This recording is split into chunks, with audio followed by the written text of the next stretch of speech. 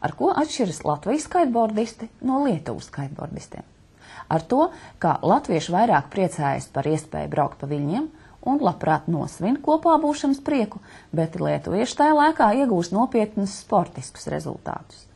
Arī Baltijas lielākajā kaitbordistu pasākumā, kas aizdīts Ventspilī, visās individuālajās disciplīnās uzvaras laurus plūc Lietuvas sportisti. Kaitpartija 2011 Ventspilī noritēja 4 dienas. Reiz Pāvilostā izsākts kaitpartija jau 6 gadus turpinās Ventspilī.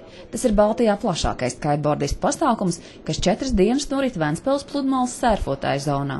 Esam šeit apmetušies, tāpēc, ka dēļ labas infrastruktūras, kas šeit ir sakārtot, un arī dēļ atbalsta, ko mēs gūstam no domas. Šogad mīnus, kad alkoholu nevar tirgot pludmalē. Tas ir liela bēda mums tagad. Bet, cerams, ka līdz nākošam gadam viņi pilnveidos tos noteikumus uz pludmali. Pirms šī gada sacensībām reģistrējušies bija vairāk kā 60 kaitbordisti no visām 3 Baltijas valstīm. Ar vienu vēlmi gūt adrenalīnu, kopā ar sportistiem ieradušās arī viņu ģimenes. Mēs vairāk atbraucām dēļ tēti. Mums teica, grib iemācīties, un tad vairāk dēļ viņa atbraucām. Bet... Vai pati nē? Pati nē, es tagad tikai pamēģināju mazo. Kas tev ir jāmāk? Jāsturēt, palaist. Vējš ir svarīgs? Vēju vajag, lai gribētu palaist. Jums visiem, kas dzīvo rietumkrastā, jums jau te visu laiku kaut kāda dienvidu rietums pūš un diezgan stiprs. Es domāju, te, ne tā, ka katru dienu, bet vidēji statistiski katru otro vai... trešo noteikti var kaitot. Vairākas dienas ilga semināra iesācējiem, bet pirmā sacensību diena bija īsts pārbaudījums. Stipras lietus un bezvēja, kas freestyle braucējiem radīja grūtības veikt iecerēto. Cilvēki tagad ir pieraduši ļoti skatīties uz laika prognozēm, un nevis braukt vienkārši, uz pasākumu un ir vējš, nav vējš. Ja ir stiprāks vējš, tiek ņemts mazāks pūķis vai mazāka bura, lai kompensētu to vēja stiprumu. Freestyle sieviešu konkurencē latvietei Santai Vēverai 2. vieta. Visās pārējās individuālajās disciplīnās laurus plūca lietuvieši. Arī lielākais sportistu skaits tradicionāli brauc no Lietuvas. Es teiktu tā, kaut kāds 3-4 gadus Baltijā lietuvieši freestylā ir tiešām ļoti spēcīgi. Ja? Viņi arī nopietni pieiet tam kā sportam, dzīvo Brazīlijā un trenējās. Ja? Latvijā kaitbords ir vairāk tā kā dzīves stils, kas ietver sevi arī labu uzdzīvošanu, valītes un tā tālāk. Tad kopumā ņemot šajā pasākumā ir pārstāvēt gan visas 3 Baltijas valsts, bet, protams, to lielāko īpatsvaru ņem gan latvieši, gan lietuvieši, tikai atšķirīgās tajās frontēs.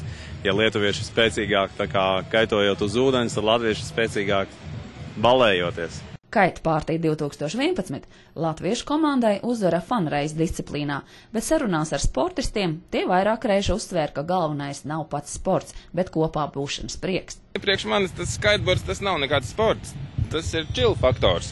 Ja ir gan tā tieksme vienmēr atrast adrenalīnu meklēt un ir vēlēšanās vismaz pamēģināt, tad, man liekas, tie ir pats galvenais. Baltijas windsurfinga un kaitbordu cienītājiem sezona sākas agri. Tikko nokūst pirmais sniegs. Par labākajām tiek atzīts vējainas vietas ar gludu ūdens virsmu. Pludmale ir vienkārši ideāli. Varbūt, tāda tīra freestylam Ventspilī diezgan sarežģīti jūrā ir apstākļi, jo jūra ir tāda, ļoti viļņaini, un tie viļņi nav tādi regulāri un tādi ar lielām atstarpēm. Vairāk šitiem te, kas te pārsvarā visi vizinās, patīk plakans ūdens. Tas vilnis patīk mazākai daļai visu, tā kā piekritēju. Vienmēr sakot, uz tā plakanā ūdens lielāks, tā kā tas kaifs ir no tās. Ir tāda iecienīta vieta Bērciemā, citiem viņi patīk, citiem nē, tāda lagūna ar seklu ūdeni, bet toties viņš ir pilnīgi gluds. Un vēl dažādās vietās, kaut kur ostās aiz moliem var noķert pilnīgi gludo ūdeni. Un tā viļņu braukšanai vislabākās vietas ir Liepājā aiz Ziemeļa mola, Pāvilostā aiz mola, tāpat tās veidojās ļoti labi viļņi. Un tad ir Užavā, tepat ir dažas vietas. Tik līdz nokūst sniegs, un ja ir stiprs vējš, tā braucam uzreiz. Tas aprīlī? Maijā? Kā kur gadu? Gadās arī, ka janvārī. Vispār jau kaitbordam pa lielam sezonu nebeidzās, jo ziemā tik līdz ir sniegs, var braukt pa ezeriem, pa pļavām, tur, kur ir kaut kāds sniega daudzums ar snowboardu, snowboardēlā apakšā. Bet kiteboardam jau pa lielam sezonu sāks tik tiešām tik līdz ir pirmie lielie vēji un jūrā ir aizgājis ledus. Šogad, piemēram, jūrā šausmīgi ilgi turējās ledus. Kamēr tu esi ūdenī, kamēr tu ņemies, kamēr tu krīt un atkal celies, tas viss ir tomēr tu nedomā par to, ka tev ir augsts, jo tev ir tas adrenalīns, kas tevi silda. Jaunākajam Ventspils skaita pārtī dalībniekam ir vien 14 gadu. Šogad dalībnieku skaits bijis mazāk kā citus gadus, jo laika prognozes solījusi pilnīgu bezvēju.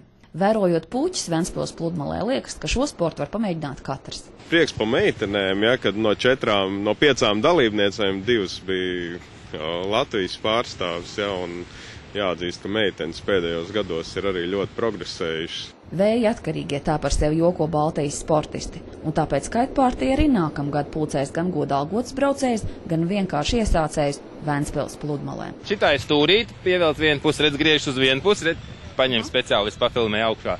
Te uz vienu pusi, uz otru pusi. Un šitā faktiski ir gāzīta un mazā gāzīta. Tā arī viss vadība. Tanī brīdī, teiksim, tas puķis tiek nostūrēts tā kā vajag, īstajā brīdī tiek piedot gāzīti un aizbraucam. Pafilmē man, kā notiek aizbraukšana. Iegriež viņu vējā, piedot gāzīti un aizbraucam. Gonta Porniec, Mareks Sumļenīs, Kurzemes televīzija.